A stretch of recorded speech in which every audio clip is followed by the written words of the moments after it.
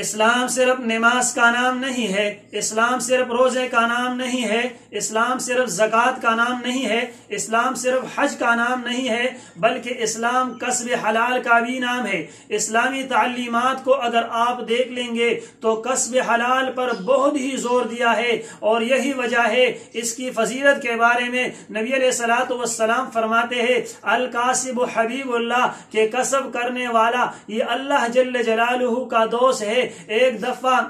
جابر رضی اللہ تعالیٰ عنہ نبی علیہ الصلوۃ والسلام کے پاس آئے، ان سے مصافحہ فرمایا۔ نبی علیہ السلام نے ان کے ہاتھوں سے معلوم کیا کہ یہ کام کرنے والا ہے، تو آپ علیہ الصلوۃ والسلام نے ان کے ہاتھوں کو بوسہ دیا اور اس کو چوم لیا۔ یہی وجہ ہے، ایک حدیث مبارک میں نبی علیہ الصلوۃ والسلام سے صحابہ عرض کرتے ہیں اے اللہ کے حبیب ای الکسب اطیب، کون سا کسب، کون سا کام زیادہ پاکیزہ ہے، کون سی مزدوری زیادہ حلال اور جائز ہے؟ نبی علیہ الصلوۃ والسلام نے فرمایا عمل الرجل بیدی، آدمی کا اپنے ہاتھ سے کمانا یہ زیادہ پاک ہے، یہ زیادہ پاکیزہ ہے، یہ زیادہ حلال ہے، یہ زیادہ جائز ہے۔ اور یہی وجہ ہے، ایک دفعہ نبی علیہ الصلوۃ والسلام صحابہ کرام کے ساتھ تشریف فرما ہے، ایک آدمی گزر رہا ہے بہت قوت کے ساتھ، بہت طاقت کے ساتھ،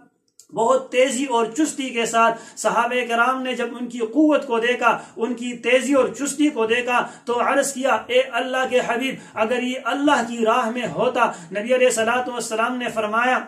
اگر یہ اپنے بچوں کے لیے کما رہا ہے، ان کے لیے چستی دکھا رہا ہے تو یہ اللہ کی راہ میں ہے، اور اگر یہ چستی اس لیے دکھا رہا ہے کہ اپنے بوڑھے والدین کے لیے کمائے تو یہ اللہ کی راہ میں ہے، اور اگر یہ چستی اس لیے دکھا رہا ہے کہ اپنے آپ کو دوسرے کے سامنے مانگنے سے بچائیں تو یہ اللہ کی راہ میں ہے۔ اس کے علاوہ ایک اور حدیث میں بھی نبی علیہ الصلوۃ والسلام نے فرمایا کہ جو آدمی اپنے آپ کو دوسروں کے سامنے ہاتھ پھیلانے سے بچاتا ہے، جو آدمی اپنے بچوں کے لیے کما رہا ہے، اور جو آدمی اس لیے کما رہا ہے کہ اپنے پڑوس اور ہمسایوں پر مہربانی کرے، تو قیامت کے دن اللہ کے سامنے یہ ایسے حاضر ہوں گے، اللہ سے ملاقات اس کی ایسی ہوگی کہ اس کا چہرہ 14ویں رات کی چاند سے زیادہ چمکتا ہوگا۔ اس سے آپ اندازہ لگائیں کہ کسب حلال کو اسلام نے کتنی ترجیح دی ہے۔ اور ایک حدیث مبارک میں ہے نبی علیہ الصلوۃ والسلام نے فرمایا کہ جو اپنے بچوں کے لیے حلال روزی کی تلاش کرتا ہے تو گویا کہ یہ مجاہد ہے، اور جو اس لیے حلال کماتا ہے کہ دوسروں کے سامنے ہاتھ نہ پھیلائے تو اس کو شہید کا درجہ ملے گا۔